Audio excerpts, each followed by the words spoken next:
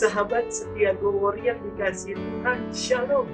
Hari ini adalah Jumat 26 Juni 2020. Kita akan bersama-sama mendengarkan firman Tuhan dari Injil Matius 8 ayat 1 sampai dengan 4. Mari kita siapkan hati kita untuk mendengarkan kabar sukacita Tuhan hari ini. Haleluya, haleluya. Haleluya, haleluya. Yesus memikul kelemahan kita dan menanggung penyakit kita. Haleluya, haleluya. Haleluya, haleluya. Tuhan bersamamu dan bersama rohmu. Inilah Injil Yesus Kristus menurut Santo Matius. Dimuliakanlah Tuhan.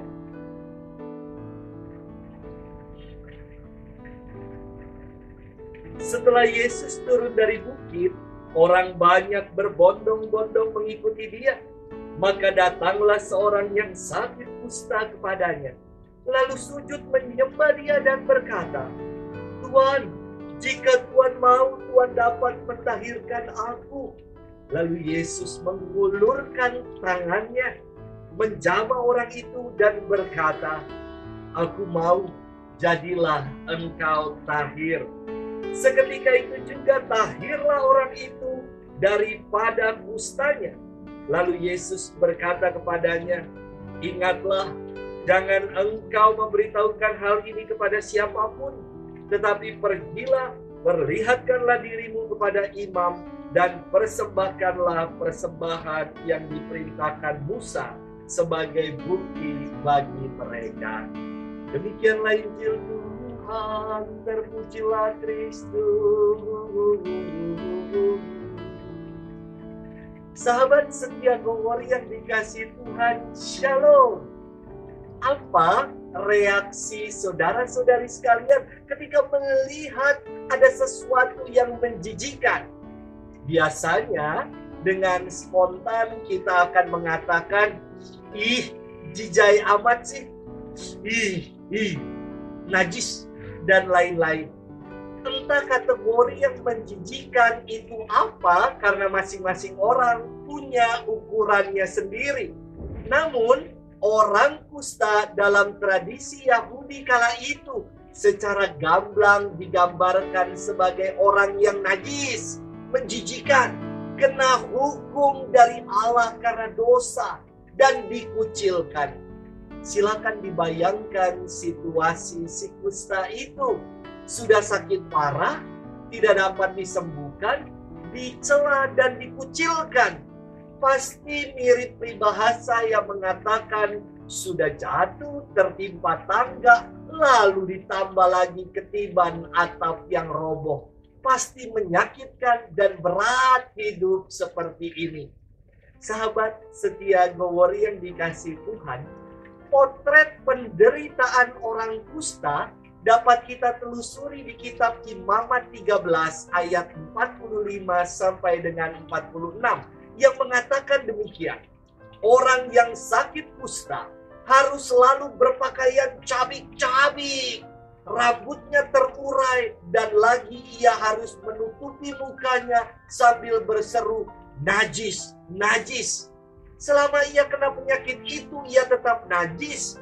Memang ia najis, ia harus tinggal terasing di luar perkemahan.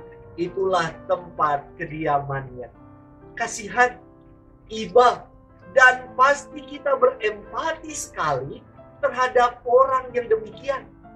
Di tengah segala cacian dan hujatan dari orang banyak, si kusta ini menerobos segala ketakutan dan berjumpa dengan Tuhan. Ia datang dan bersujud kepadanya dan berkata, "Tuhan, jika Tuhan mau, Tuhan dapat mentahirkan aku." Yesus mengulurkan tangannya dan menjamah orang itu dan berkata, "Aku mau, jadilah engkau tahir." Sahabat setia Gowor yang dikasihi Tuhan, iman si kusta ini mengubah pengalaman ketakutan menjadi keberanian, mengubah cacian dan hujat menjadi cambuk untuk hidup lebih baik, mengubah pengucilan diri menjadi kedekatan dengan Tuhan. Dan iman itu berbuah pada pentahiran dirinya. Apakah iman kita pun sungguh telah berbuah di dalam kehidupan ini?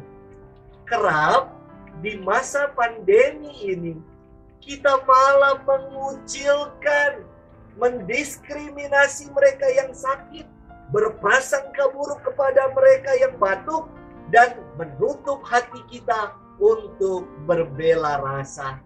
Yesus memberi teladan istimewa. Mereka yang dikucilkan, mereka yang dinajiskan dan dipandang sebelah mata, namun Tuhan mengulurkan tangannya menjamah mereka itu. Mari kita belajar dari iman si kusta yang mau datang kepada Yesus, mengalahkan ketakutan-ketakutan dalam dirinya dan keluar dari keterkurungan diri hingga memperoleh pemulihan.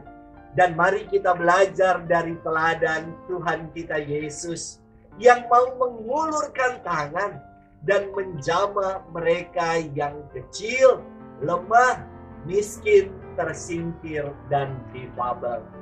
Tuhan memberkati kita sekalian di dalam nama Bapa dan Putra dan Roh Kudus. Amin.